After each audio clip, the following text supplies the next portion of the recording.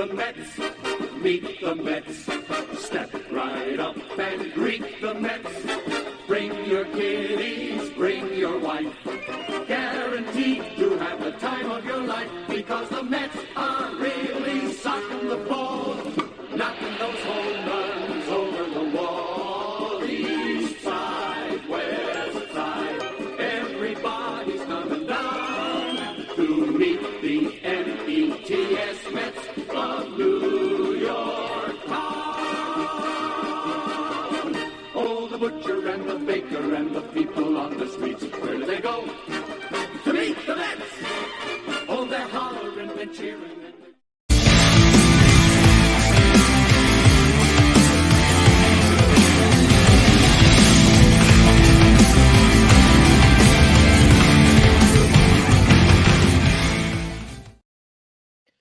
What's up, Mets fans? Welcome back to another Mets Hot Stove Live with a little special Shea Bridge Show edition with me and Hayden. The duo is back and better than ever. So we are here live going to talk about our Mets, and the cold stove is still upon us with the New York Mets. And yes, Hayden is wearing the Twins hat because it's bringing luck.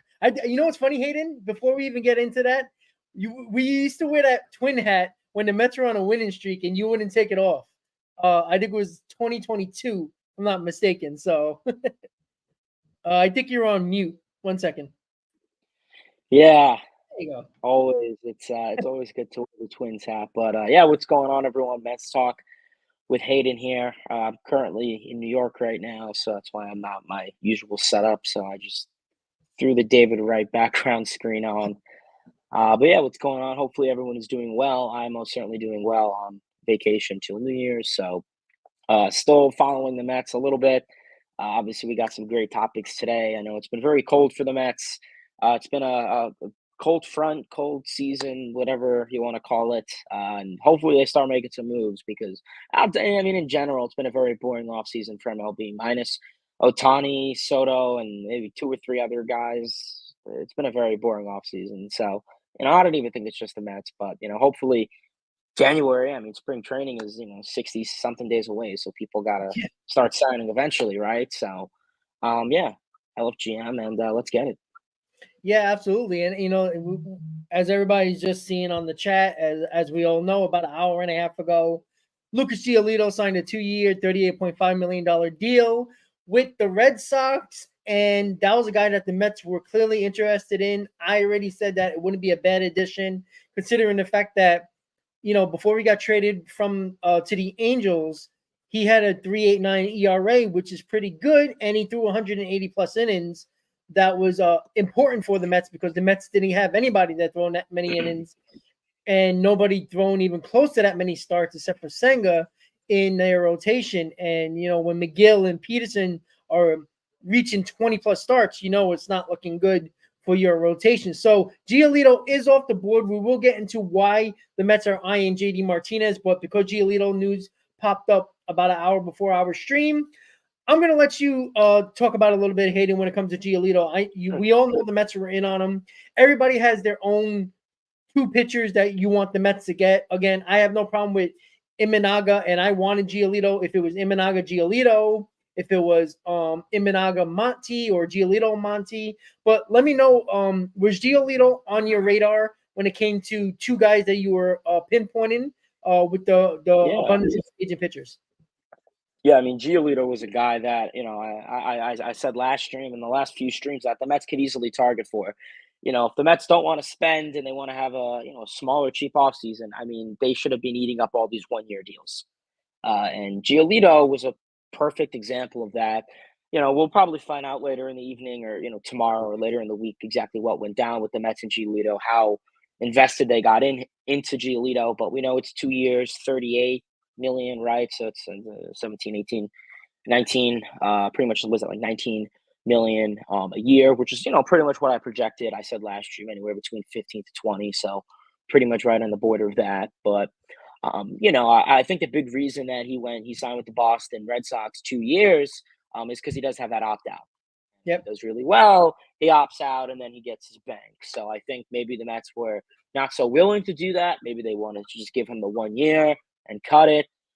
Yeah. I couldn't tell you. I mean, we'll probably find out, like I said, later on. But I think it's a good move for Boston. I mean, a team that is in an interesting spot right now. They have a couple stars, but then they also have a ton of mid guys, and they're in a tough division. So Giolito, keep in mind, he's 29 years old. I mean, Yeah. he was not great last year. In the 2023 season, 2022 was okay, but 2020, 2021, I mean, he was arguably a Cy Young contender pitcher. Yeah. And that's what a lot of people forget. Obviously, the White Sox haven't been good, so that's kind of why people don't really, think of, Giolito or Cease or whoever else is in their rotation at this moment. But yeah, I think it's unfortunate. I think it could have been a deal that with Giolito was kind of a low risk, high reward. It's not like you were banking on him a whole lot. Yeah. I know it was a 1 year deal, so if he sucked and he didn't play well, then you only have him so many more games. So it's unfortunate. It's another move that Mets fans say, where was David Stearns? Where was Uncle Stevie on this? And Well, that's immediately what I thought when I saw that he signed with the Red Sox. So another tough move, another heartbreak, but there's many other pitchers on the market, and we shall see. yeah, well, usually the top guys get off the board, then the bottom guys go off the board, and it's looking like the bottom guys are going off the board, and it's going up and up and up to the top guys. We'll see. There's not a lot of bottom guys left that we're willing to again. And Drifter just talked about $20 million for a guy that had a 5 ERA. Yeah, I mean, and we talked about this. Look, Severino had his worst. He was one of the worst pitchers in baseball, and look how much money he got from the Mets for 1 year. Average pitchers are getting between $13 to $50 million. And if you're a little above average, you're getting close to $20 million. That's the market. Yeah. And again, don't be shocked if a guy like Clevenger, Imanaga are getting close to $18 to $20 million per year. And you know what? I guarantee you, even Bauer, if he does come back to the major leagues, he's going to get around $16 million probably for the 1 year. Oh yeah, It's just what they're getting. And we're gonna. Well, Drifter, I understand it's not average, but again, with the White Sox in 21 starts, he had a 3.8 ERA. I know when he went to the Angels and then the Guardians, he sucked, but he was pretty good for the White Sox. So, and again, I talked about it in my video with Giolito. He was going through a very rough divorce, and when he was going through that rough divorce, he also got traded in the process twice. So, these guys are human as well. So, maybe that was a factor. Who knows? But in his career, he's hovering around just under a 4 ERA throughout his career. So, that's what he is. He's still under 30 years old, so he's going into his prime right now. He might get better. So we'll see. But again, we talked about this in a group chat. I think this is leaning more and more towards the Mets making a trade for a starting pitcher. And I can care less what David Stern says when it comes to, we're not going to trade any prospects for rentals or any type of rental pitchers. I'm sorry. He knows Corbin Burns like the back of his hand, all right? He knows Corbin Burns will be willing to sign an extension because he was willing to sign one with the Brewers. If he gets traded to a team, don't think for a second that a team is not going to try to extend him. And I said, if it's Dylan Cease, I know Dylan Cease got 2 years left on his deal, Hayden, and I know it's going to cost a lot. But again, he's not a rental. You got 2 years of a guy who can be a top of the line starter for sure. And I think the Mets are going to make a trade. And Chris was on board the other day on the hot stove on the other day. He even believes that it's looking more and more like the Mets are going to make a trade. Do you think the Mets are going to make a trade for a Corbin Burns or a Dylan Cease or somebody else you have in mind? And I think a trade would be the most ideal thing. I mean, I've said it 1,000 times, and I'll say it one more time. The reason the Mets did, what they did at the deadline was to set up for times like this. Correct. 2023 deadline when they gave up Scherzer and Verlander and, some other minor guys. For these prospects, that's why you have this, according to what do the Mets have, a top 3, top 4, top 5 farm system, whatever.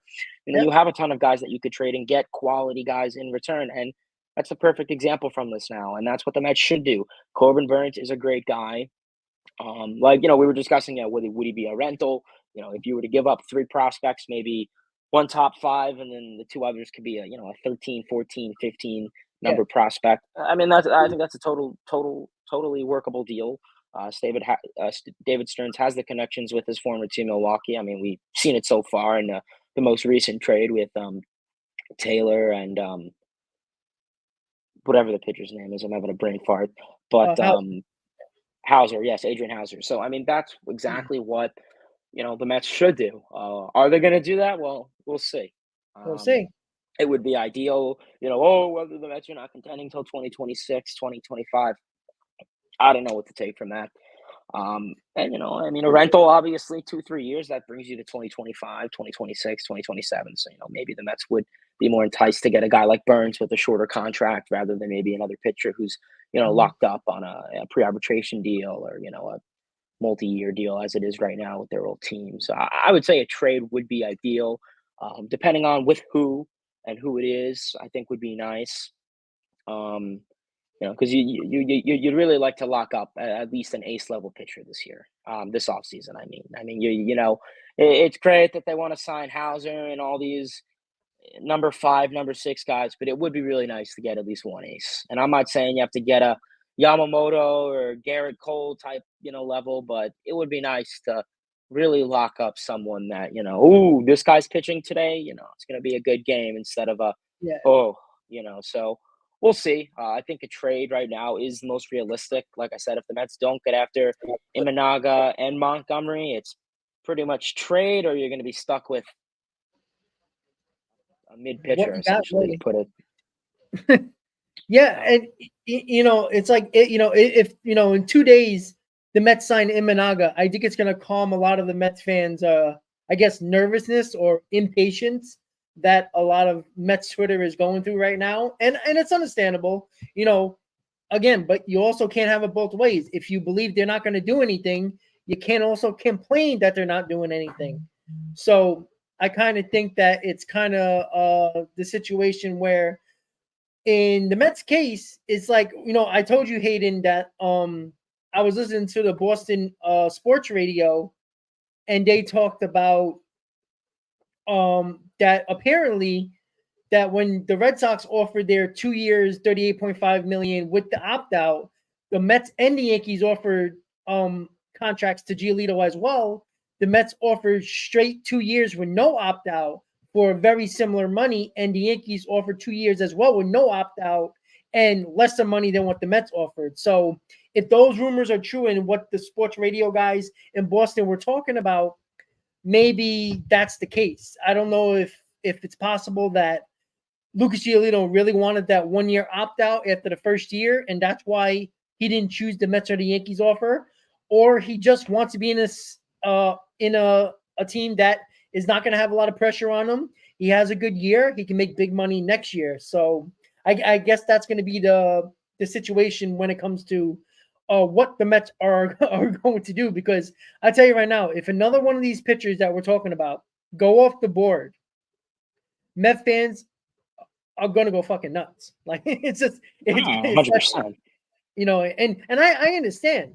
I do understand. And like I said, if it comes towards the middle of January and these guys are going off the board and the Mets are still having this similar rotation, I mean, are they gonna give Vasil a chance? Are they gonna give Scott a chance from Double A? Are they gonna give Tidwell, who might be a little bit further And away? that's, yeah. You're the And prospect. it's, What do you think?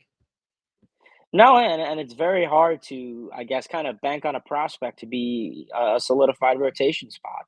Obviously, yeah, someone starts somewhere, but it'd be nicer to see these younger guys that you name kind of start up in a bullpen role rather than be pretty much accounted for as a number 5 starter, number 4 starter. So that's why you really want to, like I said, signing an ace level pitcher could really determine if you're going to be a 90 win ball club or a 72 win ball club, which is kind of what it's looking at right now. Yeah, and Christopher just brought up on MLB.com. Seattle have the money issue now. Seattle has money issues. They might be looking to trade Castillo. Taking on that contract, you might not have to give up a lot of prospects. Taking on that big contract that they gave Castillo after they traded for him. You know what? I do that in a heartbeat. I'm sorry. it's not gonna cost probably as much as Dylan Cease because you got to take on that contract. Hayden, would you, if the Mets call up Seattle and say, "Hey, we want Luis Castillo," you might not have to give up 3 prospects like you do Yeah. for Burns or 4 for a Cease.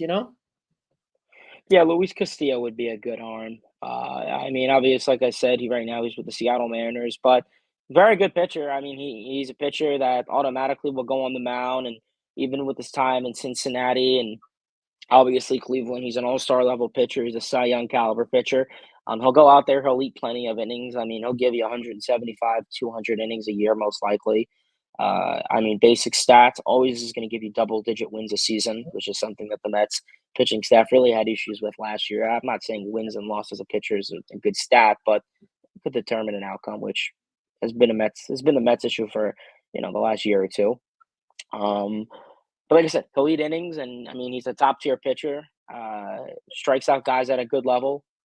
I mean he has good stuff. Simple as that. Good arsenal of pitches, and Castillo. Like I said, if the Mets are, if the Mariners are going to trade Castillo to the Mets, I mean maybe like I said, you wouldn't have to give as much, right? Because you'd be eating out a lot of his contract. I think we said it was like 5-6 years. So I think maybe that'll be a little bit easier for the Mets when it comes to what they give up and how much they give up. So yeah, Castillo would be a good arm. Like I said, I don't think the Mariners are going to get rid of George Kirby or Logan Gilbert. I think those are the younger guys that they want for the future. Yeah. But I think Luis Castillo would be the only reasonable guy I think they would give up. Yeah, if they're really having that money issues and they're willing to take on lesser prospects to get rid of that contract, maybe they are. And again, David Stearns has done very well with trades. I mean, he fleeced the Brewers. I know Hauser and Taylor isn't earth shattering trade, but he gave up Coleman Grove, and that was having Tommy John surgery, and he's not he was basically a nothing prospect at this point, and you got 2 players that can help this 2024 team. So I'm not David Stearns also traded for Christian Yelich when he was a Brewers GM, so we forget about that as well, and that was a big trade at the time, and Yelich was what, an MVP when they traded for him. So David Stearns, I think this whole time has been evaluating the prospects, because you can't just sit around and wait around and just hope for the best and see which ones pan out. You have to figure out which ones you're going to keep long term, or at least in the short term, that can help this team over the next couple of years, and you're going to use the rest of them as assets, because you can't just sit around.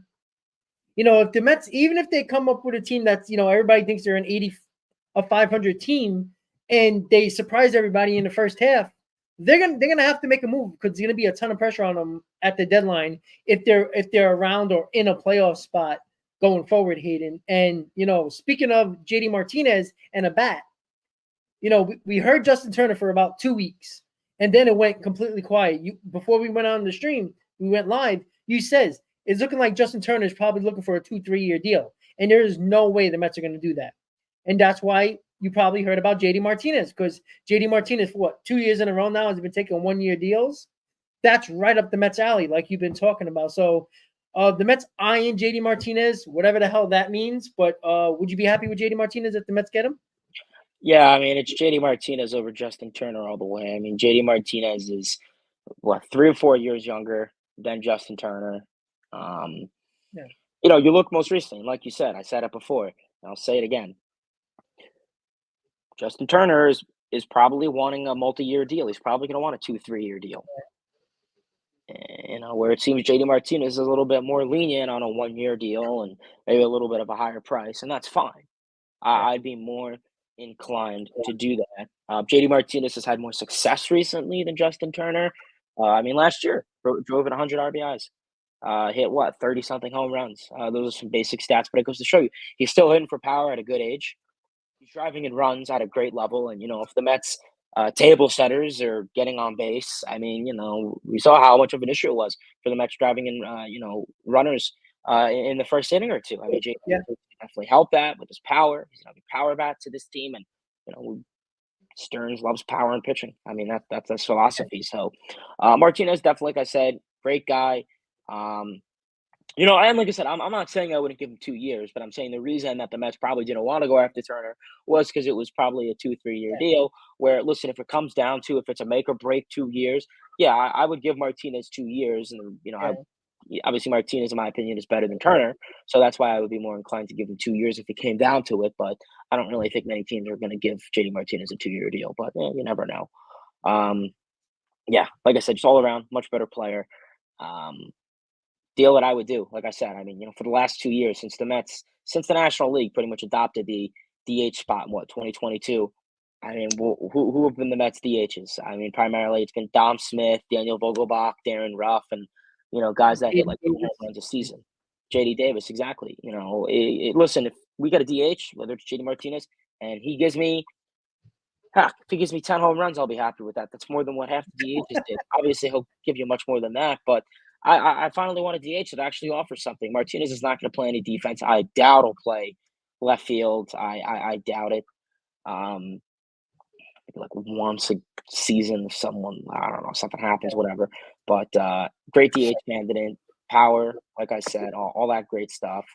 Like I said, I don't think bringing in JD Martinez would block any prospects or anything like that. Yeah, Like I said, that and then that's a great thing about the DH spot is you could be flexible with it. You have some teams that like the Yankees stands their DH always, or whatever other team, Angels yeah, always Otani, whatever. You could be flexible with it if you want to make a Martinez 4 days a week, and then the 3 other days you make it somebody else, go for it. But yeah, Martinez is a guy I would easily bring in. The Mets need to have an actual hitter at the DH. The Mets have had so many holes and so many questions and so many what ifs for the last season, especially the last 2 years since the DH has been in the league, and they've never had a DH that actually was good. As simple, as boring and plague that sounds, the Mets have never had a good DH, and this is your perfect opportunity to get a mediocre and above. yeah, So. yeah. And when the DH finally became a part of the National League and it was just universal, everybody was like, "Oh, great! The Mets have so many guys that they can use at DH." And then it ended up being a complete disaster for them ever since. And yeah, I mean, if JD Martinez comes here and hits 20 home runs and 75 RBIs, that is a huge step up from what we got from over the last couple of years. And listen, would we want more? Would we want 25 and 90? Absolutely. But if he hits 20 home runs and 75 RBIs, that's still protection for Pete Alonso that you didn't have otherwise. And then you add on to Alvarez coming back for another year. That's probably another 20 plus home runs, along with Lindor's 20 plus home runs, and Alonso's Straight probably power. 40 home runs. You know what? That's over 100 home runs right there with four guys. And that's not including Nimmo's 15 to 20. If Marte comes back and becomes at least somewhat what we saw in 2022, you know what? That's already 150 home runs between, your first six batters. And then you got 7, 8, and 9 that you can, mix around with, maybe a Brett Beatty, a Mark Vientos, a Jeff McNeil. So there's a lot to look forward to if they can get JD Martinez. I think the thing is, I don't know if it's pitching or a batter. The Mets need to do something of somewhat significance, not earth-shattering names. JD Martinez would be, it would calm the masses down a lot. It would calm down everybody. We would be happy for about 12 minutes, and then we'll go back to freaking out about the rotation or about the bat, whatever doesn't happen. It's just going to be the way it is right now. But Carlos Mendoza. Let's start with the manager because there hasn't been a lot of talk about Carlos Mendoza and the expectations for him. Ever since the press conference, everybody liked, he said all the right things, and there was nothing out there where it was like, oh my God, like Mickey Callaway says we're gonna love our players. Luis Rojas looked like a deer in the headlights. Buck Showalter was the manager of the year, and then he was, non-existent last year. And, I was a big proponent of bringing back Buck Showalter for his final year. But you know what? When somebody new comes in at the top, they want their own guy. I can't kill him. So with Carlos Mendoza, right? We know with the Yankees, if you paid attention to the Yankees, he is a fiery guy. He is a guy that has gotten thrown out by being a bench coach a couple of times with the Yankees. He's a fiery guy. He's a guy that is not he's going to stand up for his players. And I know Met fans are going to love that. Because I tell you right now, on opening day, if a player gets hit by a ball, Carlos Mendoza is going to go ape shit because we know all the stuff that's been going on with the Mets getting hit. And fans are going to love him right away if he steps up and shows that he's going to back up his players, which a lot of people killed Buck Showalter for not doing. But that doesn't mean he's going to be a good manager just because he argues. Aaron Boone argues every single day, and he's not a good manager. So, Hayden, I'm going to ask you the expectations that you have for Carlos Mendoza. Obviously, the roster has a lot to do with it. But if he can do, in my opinion, two things well, and that is figuring out when you should be taking out your starter and what bullpen management to use. I think that's the most important thing when it comes to management right now in this day and age. It's not, like they have to do 50 million things anymore. The two things is when to take out the starter and bullpen management. So what do you think about Carlos Mendoza expectations? I agree with you on that 100%. I mean, it's very simple. Carlos Mendoza, he's a first-time manager. Whether everyone wanted experienced managers, well, elite Hall of Fame managers start somewhere. And, hopefully Carlos Mendoza could be that one, 44 years old. A lot of postseason games, in the Bronx, on the other side of Mets territory in the Yankees, right, with the Bronx, with the New York Yankees. I think the two biggest expectations are pretty much going to be what you said. I think it's going to be pitching and bullpen management. Managers aren't quite what they used to be. It's not, a Bobby Valentine type manager. The manager role has completely changed. It's evolved, where it's a lot more analytics. It's a lot more higher ups. It's a lot more the people at the desks making the determinations of what happens during the game. The manager really only has so many things. And, one of the few things he still has the power of is pitching, is his bullpen. When a pitcher comes in, when a pitcher comes out. And I think that's going to be the biggest thing for Mendoza. Obviously, that was a big thing for the Mets last year. Pitchers could not go deep into games. Buck, that was always Showalter's issue, was bullpen management, going back to he became a manager with forever, in the 90s, whatever, with the Yankees, D-backs, whatever. That was always his issue. So, considering the Mets are on a little bit more of a high reward type bullpen, low expectation, high reward type pitching staff this year, it's going to be interesting to see how Carlos Mendoza manages that. His press conference, I watched it. It was a month or two ago. He said everything that was good, that was appealing. He really stressed the idea of bringing the Mets back to the 101 win ball club that they are. And you saw, he answered everything the way he should have. He looked good. And I think S-Man just brought in the chat, and I'm going to, steal what he said. When the Cubs got Craig Counsell, he said what he said. He was like nervous or something. Are you kidding? Imagine he said that with the Mets. Oh my God, New York would be blowing up on him, calling him a pussy or something. I don't know. So I mean, part of my language, but it's you don't want a manager that's I'm scared, and I agree. Being accountable, standing up for your players, huge. I mean, we saw it last year with the clubhouse, how everyone and their mother would get hit and the dugout would just sit there. And look at 2022. I mean, how many issues they had early on with opening day when Lindor got hit, Alonso got hit, and then the fight in St. Louis, more benches clearing brawl, you know what I mean? It brought the guys together, and that was a big reason that maybe the Mets weren't as connected this year. Lindor said it, that there wasn't really any unifying moments where the team was able to get together on a common ground and stand up and have each other's backs. And we saw that in 2022, not so much last year. So if you could have a manager that's going to have everyone's back, first person that gets hit, I would love to see Mendoza out there. Not so much getting ejected, but talk, chirp, acknowledge the situation. And, for any athlete in any sport, baseball, basketball, hockey, something, and, you have a manager, head coach, or anyone standing up for you. I mean, that's really good. He's a younger manager, so maybe he's a little bit more relatable, right? To Lindor, McNimmo, McNeil, right? All those guys. So that could definitely be a good thing. Yeah, I mean, but overall, I think his two biggest expectations is going to be, I guess it's the same thing, but just pitching and bullpen management. When to take out his starters, when to put in his bullpen arms, and when to take guys out. And I think it's going to be interesting because we saw that there was that new stupid rule, how if you start a guy, he has to face one batter in an inning. Yeah, You know what I'm talking about. So dumb. So I think that's also going to kill the game even more. But it's Rob Manfred's doing a great job with that.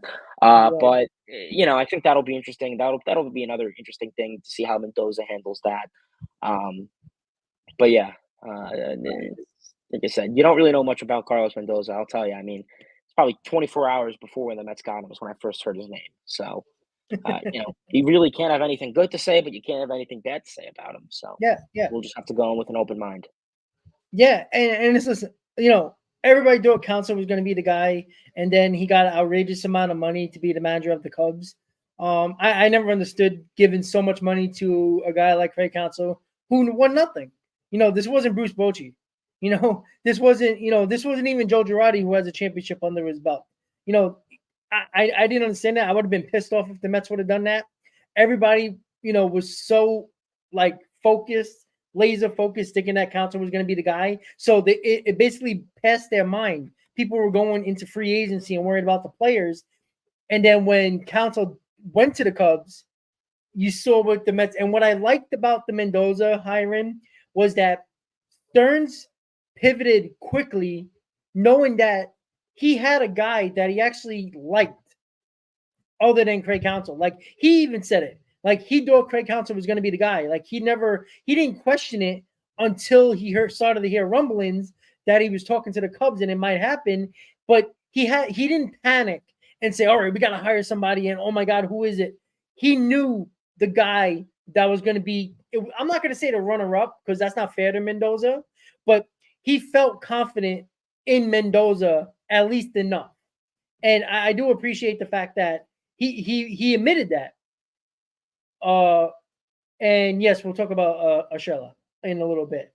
So yeah, I absolutely agree. Like, it's hard to kill Mendoza at this point because like we don't know how he's gonna manage. But like you said, if opening day Pete Alonso gets hit in the back, how are you gonna see how Mendoza manages? If he tells the pitcher, whoever it is, whoever's starting day one, Senga, whoever, says, hey, listen, you're drilling the first guy up. It's going to change a lot of opinions on Mendoza rather quickly. And again, he could be a disaster of a manager just because he, tells his pitcher to throw at somebody to retaliate. Doesn't mean you're going to be a good pitcher. A good manager. So, yeah, that's the way I see it when it comes to Carlos Mendoza. Bullpen management and when to take out your starting pitcher, I think, is the only two things nowadays that are extremely important for managers, the new age managers, I should say. So Hayden brought up in the private chat about Gio Urshela. I know people are not really, they're like, oh, here we go, another, veteran infielder that is not very productive offensively. Even though he can bat 300, he's coming off the hip surgery, if I'm not mistaken, right? He had a hip displacement surgery or something like that. So, well, bring it up. You brought it up, so let's talk about Gio Urshela. What do you think if you would bring him in? Yeah, I mean, obviously, there were some reports yesterday I saw on Twitter. I don't know if you saw it, that the Mets were somewhat interested in Gio Urshela. That the Mets were, like I said, possibly interested in him. 32 years old. I mean, like you said, he is coming off of that recent hip surgery, whatever. It was bounced around a little bit. Urshela's a guy that I would be somewhat curious about. It'd be a confusing move, hypothetically. Let's say the Mets are trying to not compete till 2025, whatever, 2026. It'd be interesting because that kind of doesn't really coincide with that philosophy. It kind of goes to show that wouldn't that necessarily block Beatty? Because to be realistic, he's going to get the starting time over Beatty. So I think he would. most likely blocking Beatty.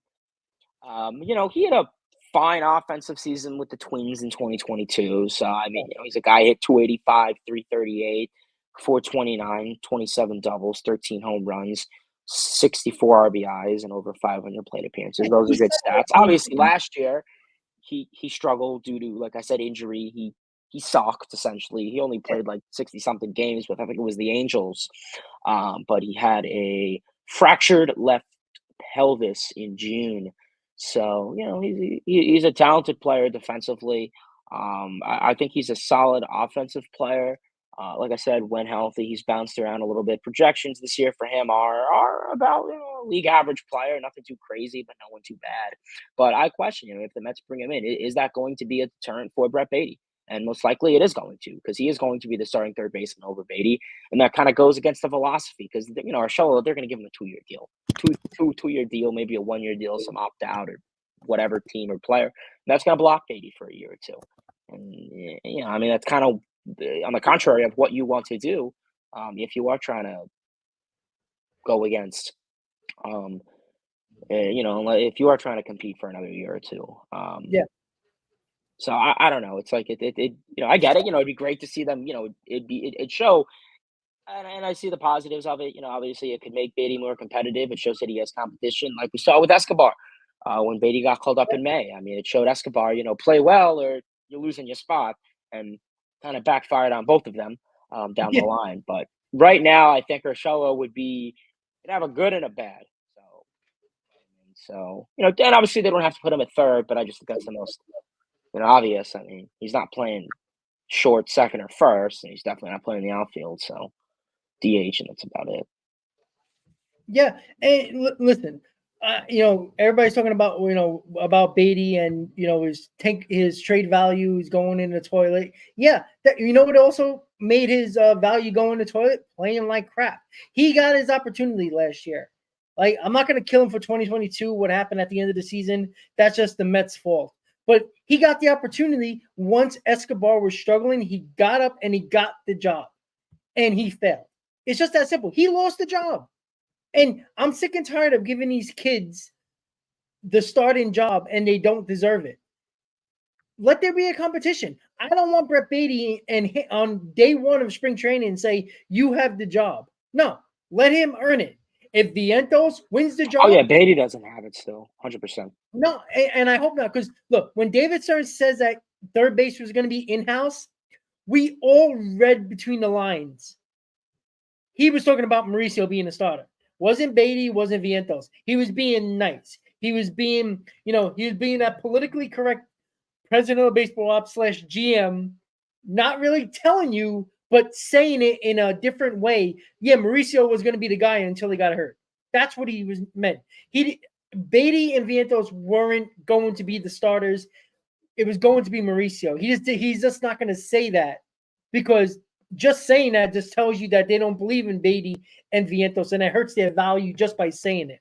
So if they do get Urshela, I'm starting Urshela. All right, I'm not giving Baty the benefit of the doubt, trade value or not, because if Baty is good, you're not trading him, right? So you're kind of between a rock and a hard place with Baty right now.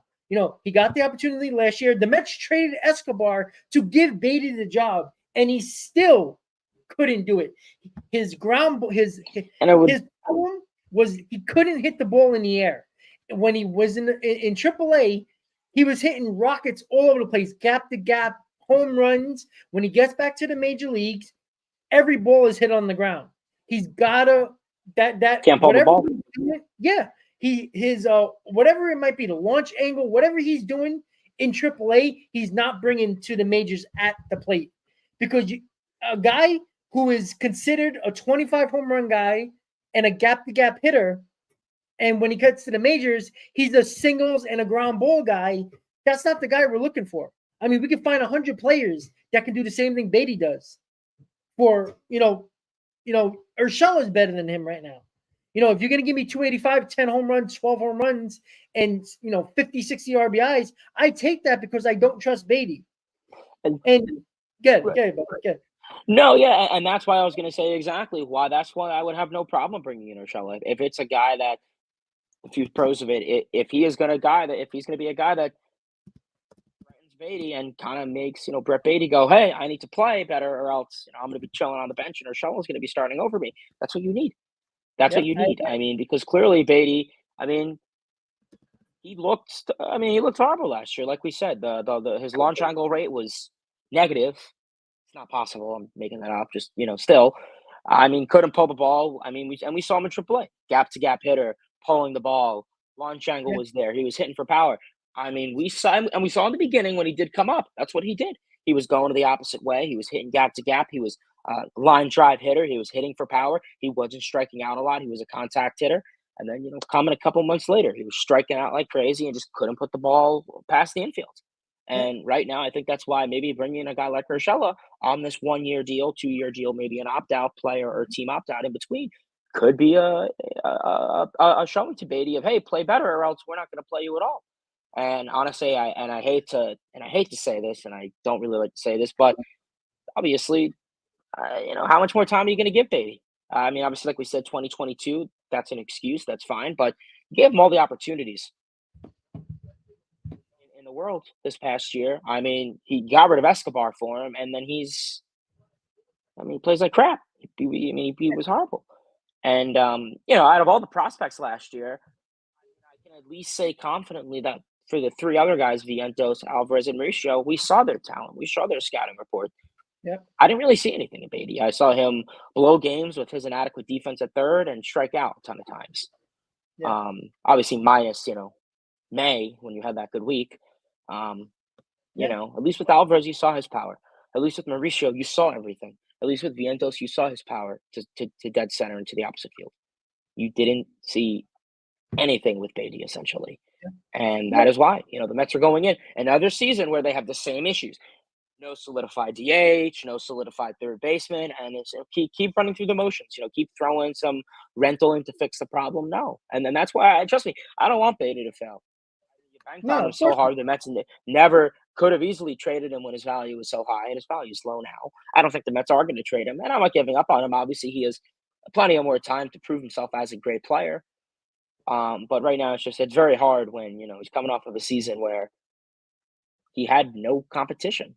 And and obviously, of course, not everyone's going to be a Pete Alonso their first year or Aaron Judge and, break records and do all this stuff. But, it's a very tough issue right now because, third base it is a problem.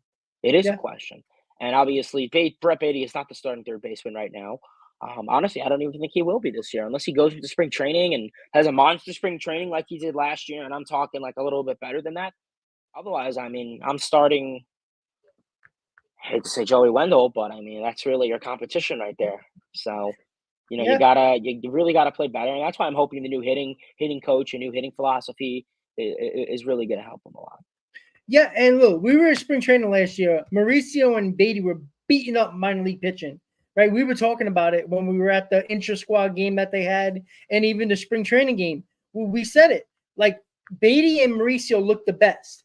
And I think I think this is where Billy Epler kind of screwed up things is that Billy Epler got Eduardo Escobar, so he wanted Escobar to start over any of the kids, and I think that was a huge problem because of the fact that Beatty deserved the job coming out of spring training, not Eduardo Escobar. Escobar was terrible in spring training. Beatty was raking, and I think that hurt. And I think when they brought him up, I don't know if it was confidence. I don't know what it was. But look, Vientos got spot starts all over the place. But when Vientos started to get some playing time, he actually hit, unlike Beatty. And listen, I look at it like this. If you're going to have in-house guys, even if Gio Urshela is the guy that comes in, if Beatty is the one that plays the best in spring training, play him. Put Gio Urshela on the bench. He can be a defensive replacement late in games, or a guy off the bench for a bat, whatever you got to do. But let these guys earn it.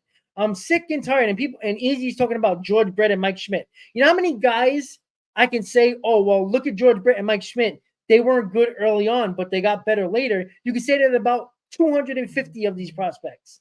Like, just because those guys did it doesn't mean Brett Beatty's going to do it. I don't like comparing guys like that because, Jacob deGrom was drafted as a shortstop.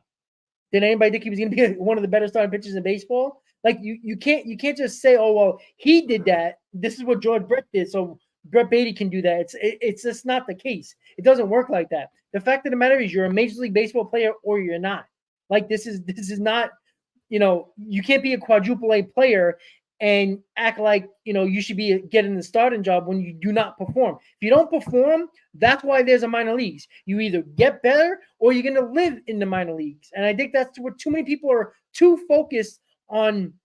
Oh, give these guys a shot. Give these guys a shot. The Major League Baseball is not to learn. Major League Baseball is to perform. That's why you have a minor leagues. Minor leagues is to learn, to get better. Once you get to the major leagues, you have to perform or you're not going to have a job. Just that simple. Somebody's going to take it. You're always going to get replaced in professional sports. Too many people don't realize that. And I think that's the huge problem, Hayden, that people don't want to talk about is the fact that pro sports, the top level, is not for learning. This is not the Tampa Bay Rays. This is not the Baltimore Orioles. This is not lower level teams, the Pittsburgh Pirates, where you can throw them up there not expecting anything. And then if they perform, great. And most of the time they trade them once they become arbitration eligible. So you can't do that. Can't do that in New York. It doesn't work. If you're trying to win, you're trying to make a playoff, get a playoff spot, you can't do that. There's a minor leagues for a reason, to learn, to get better. Once you get to the majors, you have to perform. Because what the hell else are you doing here? You're not helping the team. This is not babysitting. They're not paying you to babysit. You're not going to get major league salaries and a check from for the league minimum for being on the roster and you're not performing. That's why you got the minor leagues.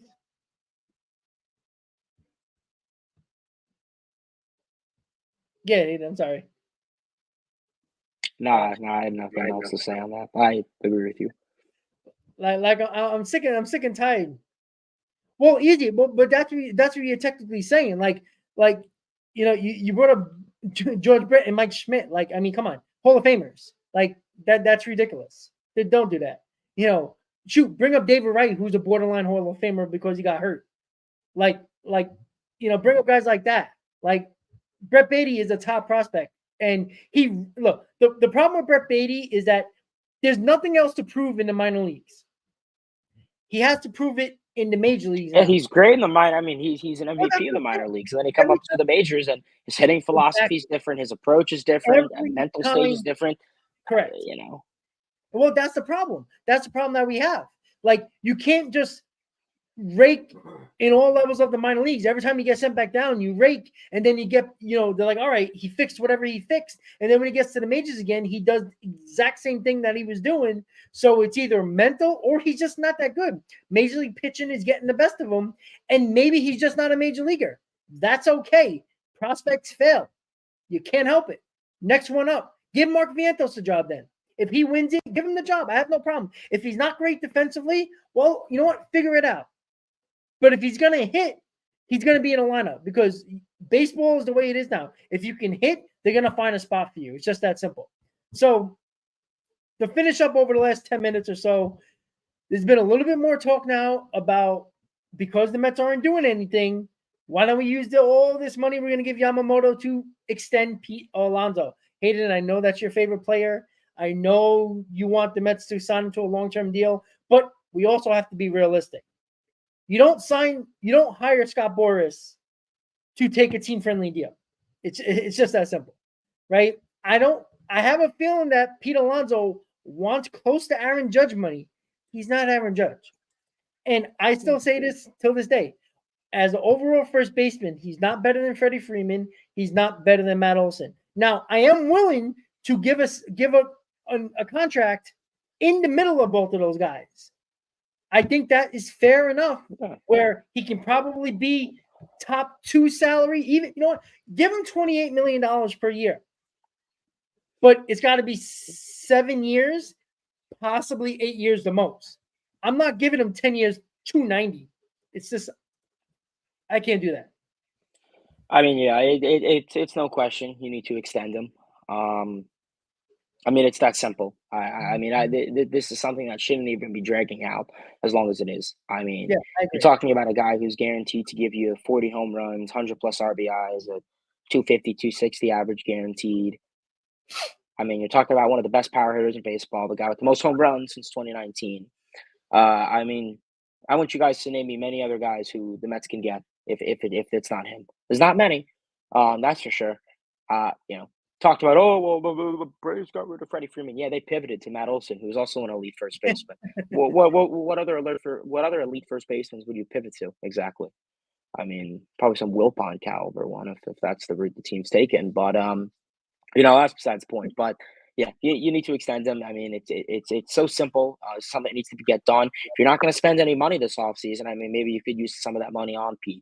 And you know what? I have no problem extending Pete because you think Francisco Lindor is worth 341 million. You No, think absolutely half the not. guys on the Mets and half the guys in MLB are worth their price? Absolutely not. I have no problem overpaying for Alonso. I genuinely have no doubt overpaying for Alonso. Um, yeah, and I mean, like I said, and Mark brings it up in the chat. He's doing all this without protection.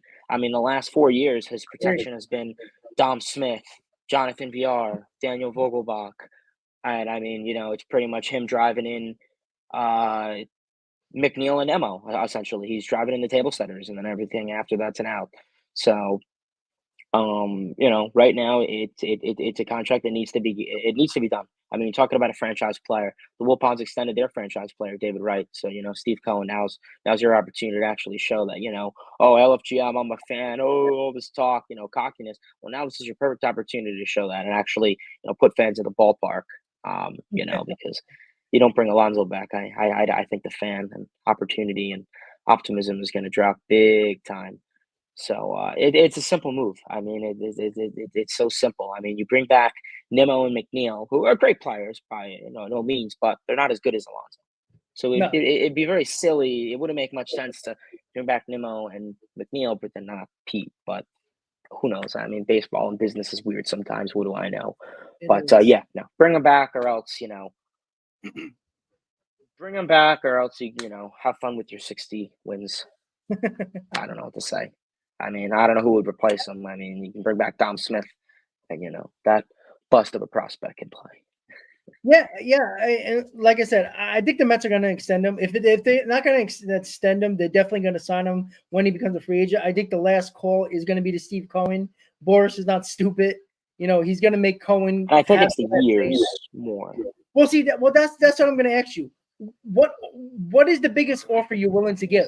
Like, I'm not saying in the case where if the Cubs offer 10 years, 300 million, the Mets have to match that or at least go a little above. Like you're in Right. panic mode You at need that point. to right. So Freeman is 6 years, 162. Matt Olson is 8 years, 168. Somewhat similar angel group. So that's why it's going that. I think it's So going to be the Pete years. Alonso He shouldn't is get more than 29. a little bit I more than $200 million. I give him. He'd be the highest paid first baseman in baseball. And like I said, I have no problem overpaying because no one in baseball is worth their price. Yeah, I mean, you think but Francisco Lindor is he's worth that? Massive no, overpay. So I absolutely mean, not. I think it's going to be more the years. Like I said, I think it's going to be more the years, Okay. and I think that's what the dilemma is.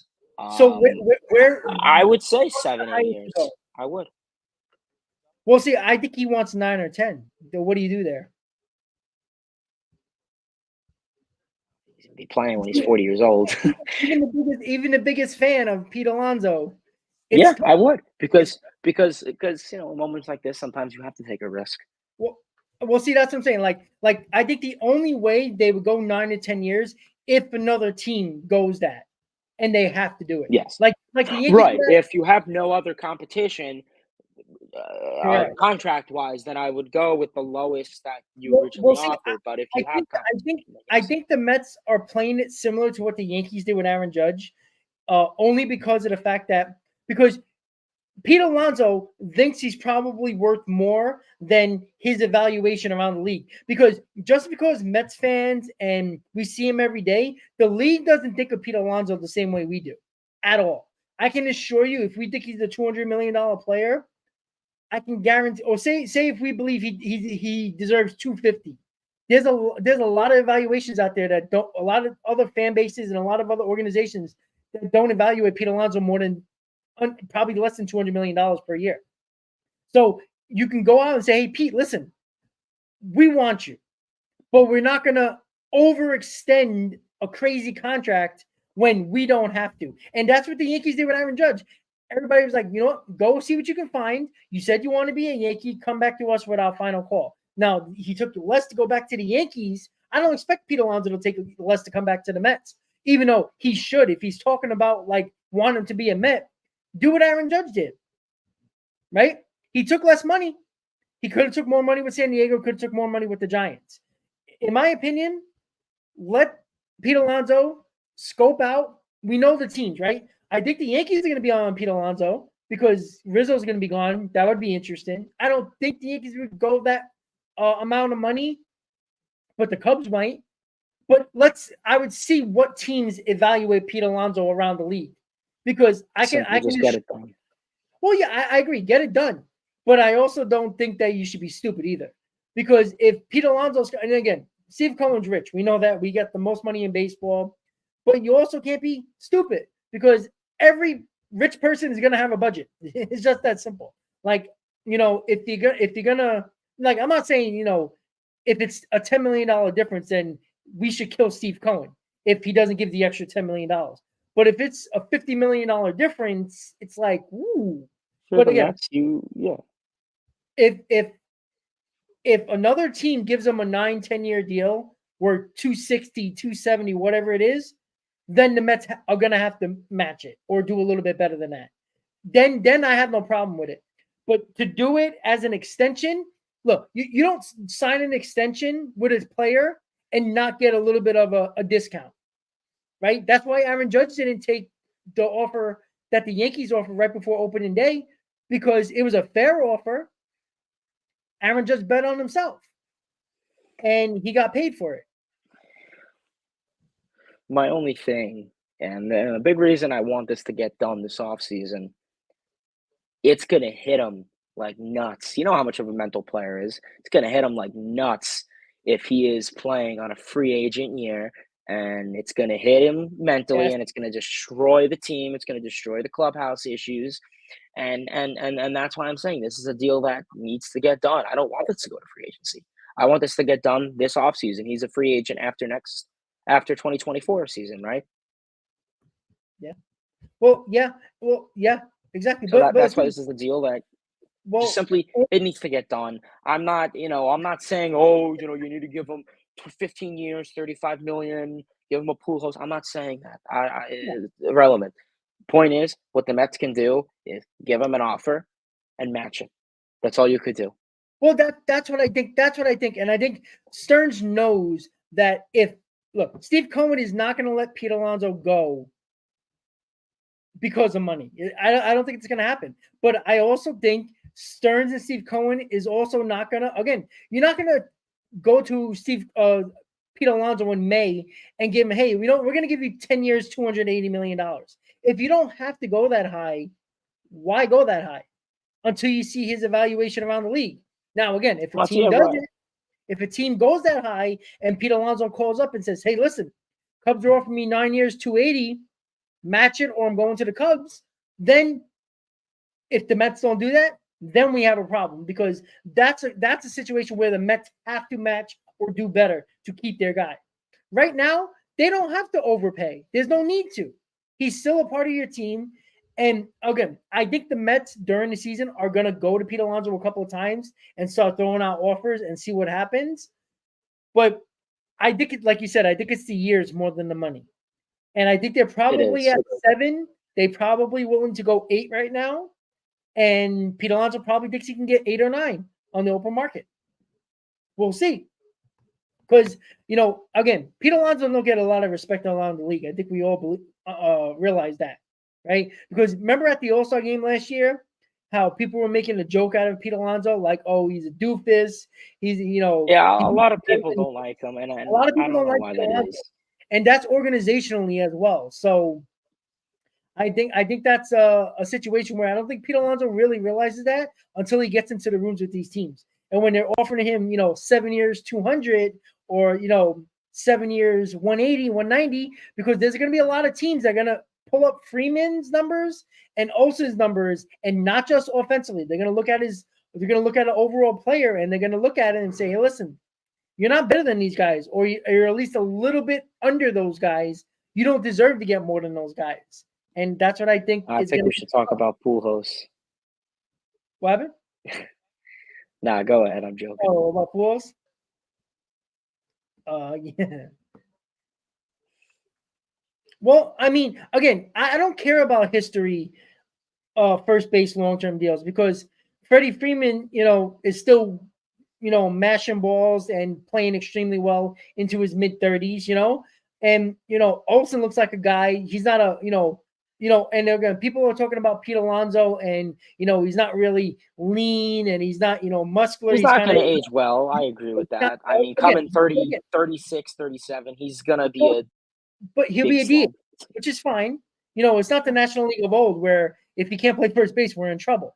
He can play DH. I think Pete Alonso can still hit 30 home runs with his eyes closed at 35. But again, I always look at these long-term deals.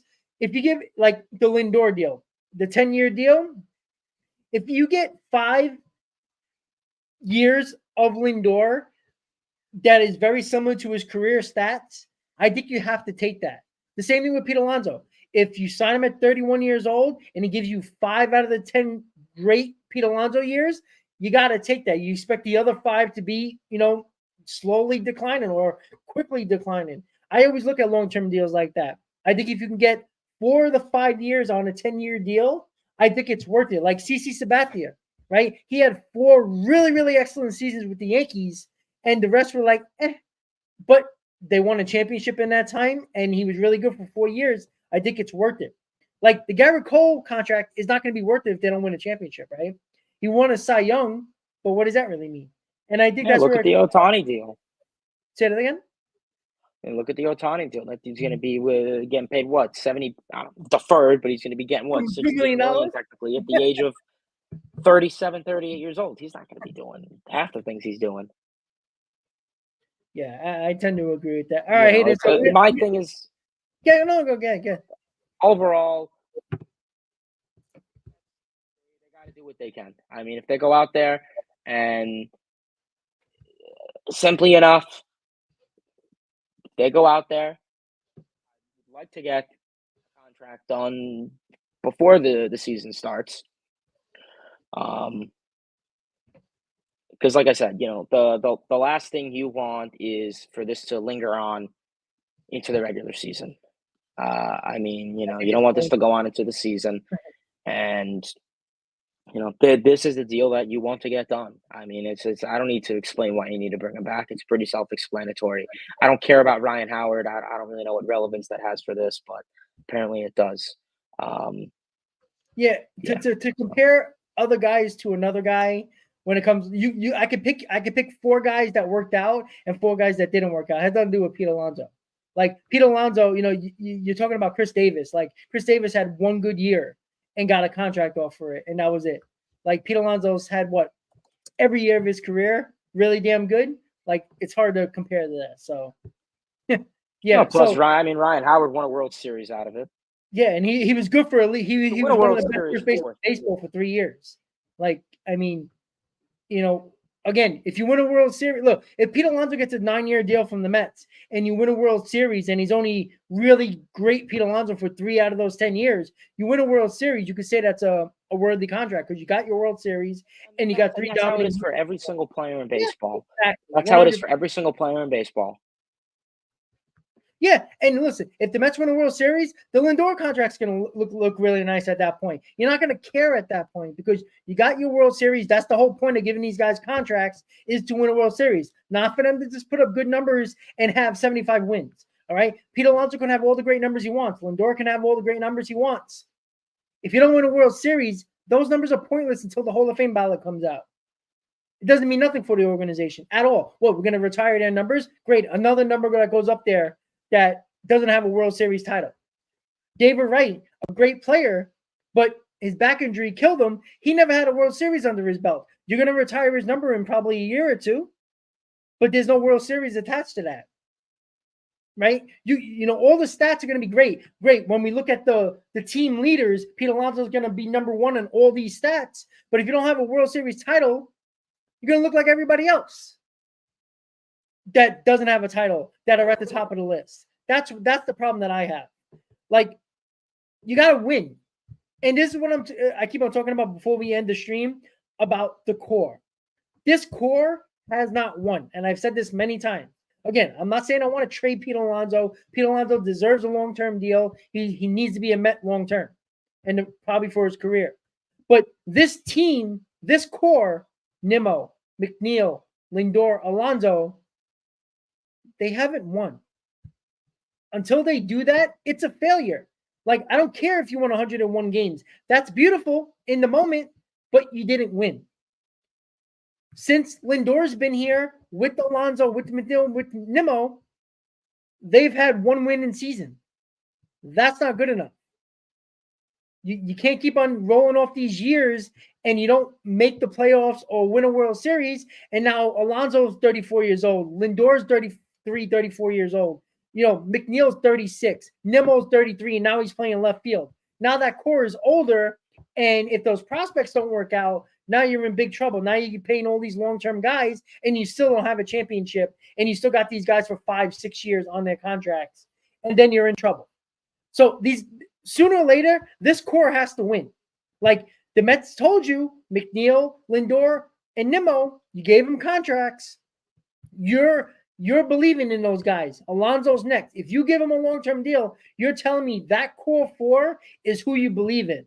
And then you supplement the guys with the top prospects that might come up and guys you might sign. If you don't win, Hayden, the core is going to be to blame. Not everybody else that comes around them. The core is going to be to blame because they're the ones that got the long-term deals.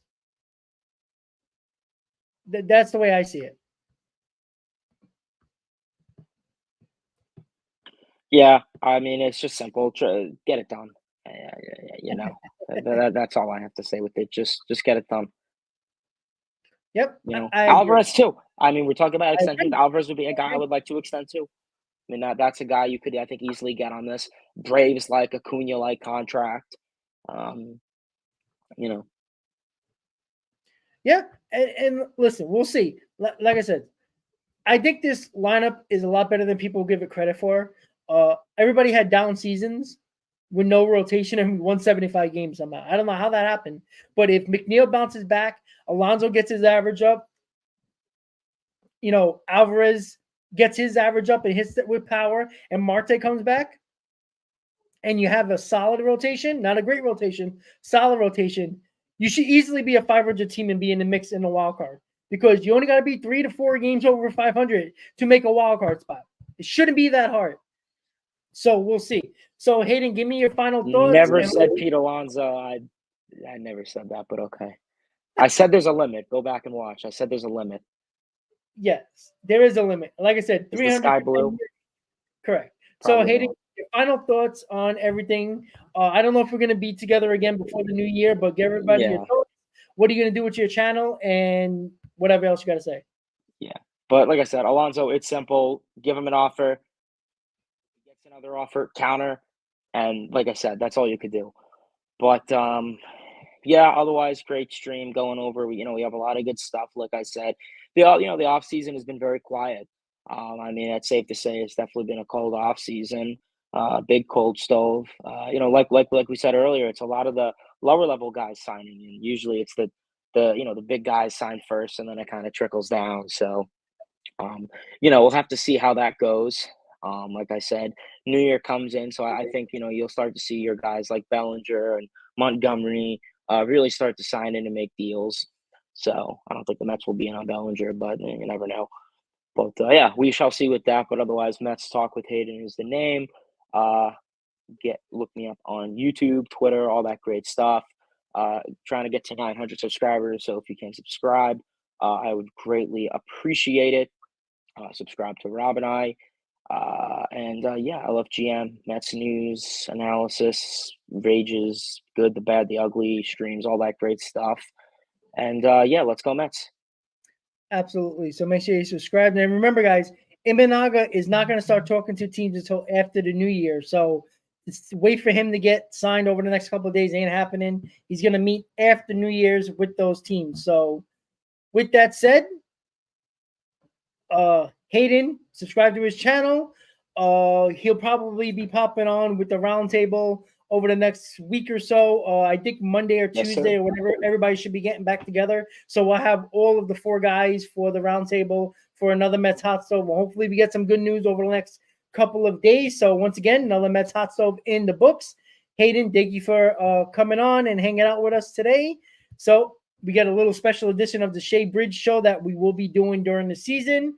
And we're done, guys. Let's see if the Mets they lost out on Giolito. Let's see if they start picking up some guys to help this roster in 2024. So with that said, have a good night, guys.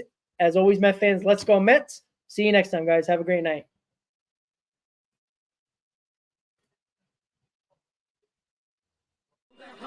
They're cheering and they're jumping in their seats. Where do they go? To meet the Mets. All the fans are true to the orange and blue. So hurry up and come.